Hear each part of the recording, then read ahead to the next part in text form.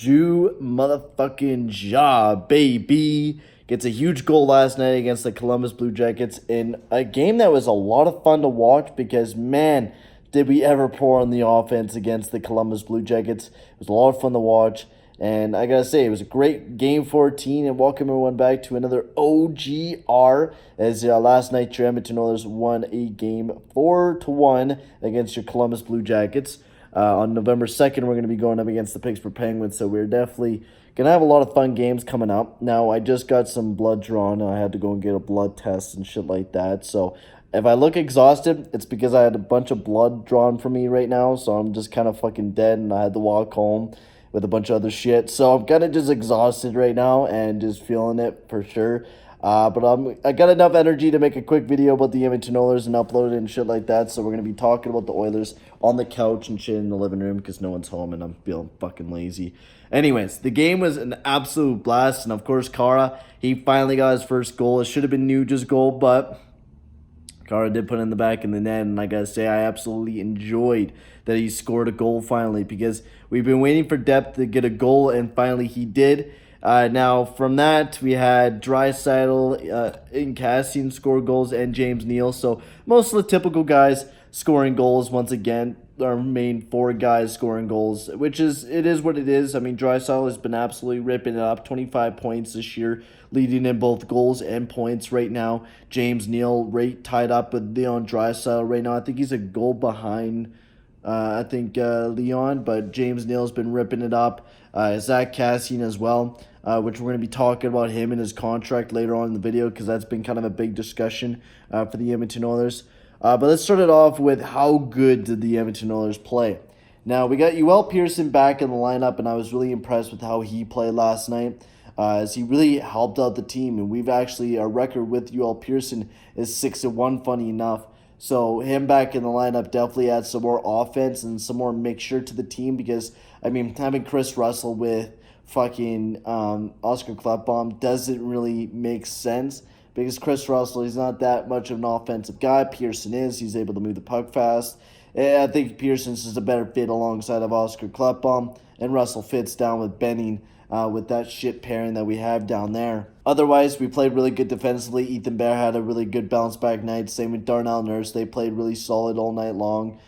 Pearson and Klefbom, they played really solid all night long. Russell and Benning, they made a couple mistakes here and there, but, I mean, Mike Smith really backed them up as, like, Mike Smith had a fantastic night. It was really just all over the place, making some big key saves for the Edmonton Oilers, giving us the big W, which we need here with the game. I think it's game 13. No, it's game 14.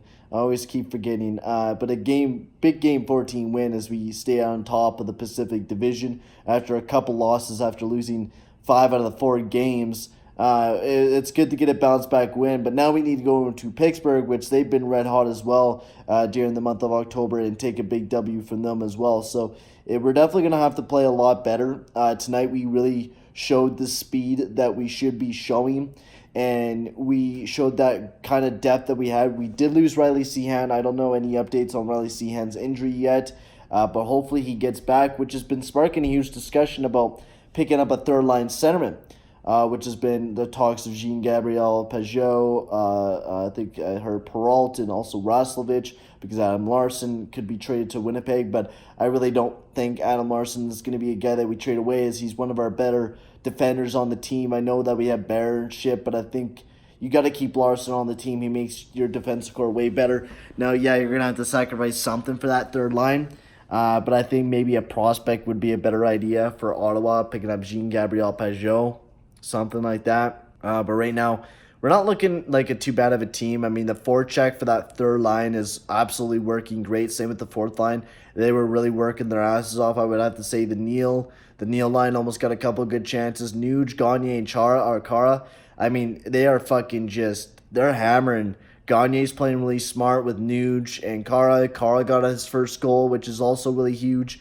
Which I was happy to see that. That was absolutely awesome to see Kara score his first goal of the season and actually have somebody else different score a goal. I've been saying, I went on the Oilers Nation podcast, and I was saying that if Kara scored a goal, that would be absolutely amazing to see, which we got to see that last night, which was absolutely amazing. and he worked for it. He's been working for it for the past couple nights. He's really looking for that first goal of the season, and he finally got that last night. And that second line's been really working out. I've been kind of liking the line swapping that Dave Tippett did, because I think it really worked out for the best of us.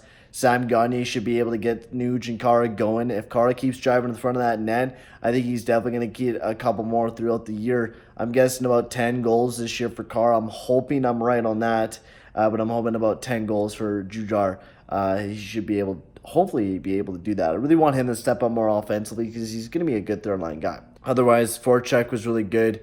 Last night, we actually brought some speed to a really speedy Columbus Blue Jackets team, and we had a good PK. Power play wasn't too bad. We overall had a really good night against the Columbus Blue Jackets. Now we really need to play a good game against the Pittsburgh Penguins to really have that proof that we can keep playing like we've been playing. It's not just a bunch of luck. Now, I think we're done talking about everything about the game and shit like that. It was honestly a really fun game to watch. I think I went over everything. Also, the fucking announcers for Columbus, man, they were shit-talking Edmonton all game long. Like, to start off the fucking broadcast, they're like, we know what the Edmonton Oilers are all about. McDavid and Draisaitl. And I'm like, you guys are the worst analysts ever. The reason why we're playing really good hockey is we actually have a good forecheck on our third and fourth line, putting pressure on some of the top lines on other teams. We're actually playing a really good defensive hockey, which I think is the reason why we're winning games, and also that McDavid and Draisaitl are scoring goals, and that our defense or our goaltending has absolutely been stellar, is the reason why we've been able to win games. If we don't have McDavid or Draisaitl scoring, yeah, we're probably going to lose a couple more games than we usually do. But, I mean, this was definitely a defensive showcase for the Edmonton Oilers. We really shut down some good offensive tools that the Columbus Blue Jackets have. They got one goal, but that was from the point, and Mike Smith really couldn't see it. So it was unfortunate, but it is what it is. But I think that's really it for the video, guys. We're going to get on the highlights very soon, as we were talking about Zack Kassian as well. Now, if I sound like I'm going all over the place, I'm very fucking sorry for that. It might sound like a fucking grumbled fucking video, but it is what it is. Zack Kassian, as he has his contract coming up, but a lot of people have been talking about signing him back. I almost dropped my goddamn phone. About bringing him back and stuff like that. I think we have to. Zack Kassian's been a big player alongside of McDavid. Even if he's not alongside of McDavid, I think he's a perfect third-line guy for the Edmonton Oilers. I think we definitely need to bring him back and don't do what Maroon and what we did with some other players, trading them off for rentals. I think we got to keep Kassian, keep building the team that we have now. Kassian's young. He's 28 years old. Get him to a 2-year, $2.5 million contract, maybe even more. I mean, signing back Kassian, he's definitely a good piece for the team. He's definitely a guy that we're going to have to bring up back on the team. But otherwise, guys, I'm going to end the video here. Hopefully, I'm guessing we're going to be seeing a move here soon or later for a third-line centerman if Riley Seahan's out of the lineup. I'm imagining that we're going to definitely make a trade, because without fucking Riley Seahan, we're kind of fucked down that depth, because he's been kind of the guy that's been kind of keeping it together right now, man. After Riley Seahan's gone, it's going to be kind of all shit. But coming up, we got the Pittsburgh Penguins versus the Edmonton Oilers highlights. So hopefully you guys enjoy them. And also, fuck you, EA. You were wrong this time against the Columbus Blue Jackets. And hopefully you're wrong against the Pittsburgh Penguins, because they fucking won in this highlight package. So enjoy the highlight package. And I'll see you guys all in the next video. Adios, amigos. Hi, everybody. Welcome to Pittsburgh, Pennsylvania. He's Ray Ferraro. I'm James Cebulski. The restaurants on Carson Street are hopping tonight here in Pittsburgh, a city that has had an embarrassment of riches for hockey. Back-to-back championships in different decades. Mario Lemieux and Jaromir Jagr in one, Sidney Crosby and Evgeny Malkin in another. Two teams hungry for 2 points, and we are ready to drop the puck. From the right side, he goes to the middle of the neutral zone. Here's a shot. He scores!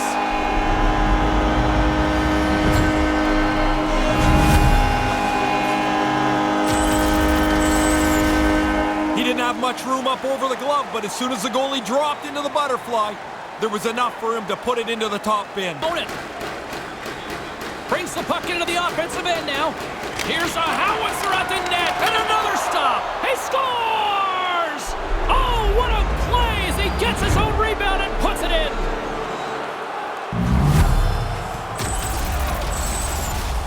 Oh, Shooter puts his own rebound away. That's a nice play. But man, the goalie burped this rebound out, made it way too easy for him. Over the line they come. And now he tries to get it across. Scores! And the deadlock is broken. Well, what a crushing goal to give up. But the other guys worked hard for it. They pressed the play, and now they've got the lead. Wow, that screen looked like it was just about perfect, didn't it? He doesn't even react as this puck goes by him. Moves it to Simon. Rips it. He scores! Could we get OT here? Well, we got a better chance now, don't we? The game's tied up late here in the third period. The coach was pushing his players to stay aggressive, and they get the equalizer. Man, it looks like a bus depot in front of the net. You know it's a tough one when you can't see the goalie. That means he can't see the puck. Nugent Hopkins wins possession in the defensive zone. Shot! Scores! Oh, that was a beauty! Hard to get him much quicker than that. A pair of goals in 40 seconds. Conversely, deflating for the other team. Man, that is a kick in the shins right there. They just couldn't stop the bleeding. This one's on the defenders, not the goalie. The goalie's got to look at the puck, which is behind the goal line. Nobody covers the man tight enough, and it's a pass from behind the net, and it's in the net. Save! Oh, yeah, James, he makes an excellent stop here. Snuffs out this one-on-one attempt. There's the final horn sounding, putting this baby to rest. You know, at our pregame meal, we were thinking this one could be a really good one. It turned out to be. Yeah, the only thing that was different from the pregame meal is you gave it no chance to the food on your plate. This was close to the end. You didn't have to tell them that. And that'll do it. For Ray Ferraro, I'm James Cybulski. Thank you.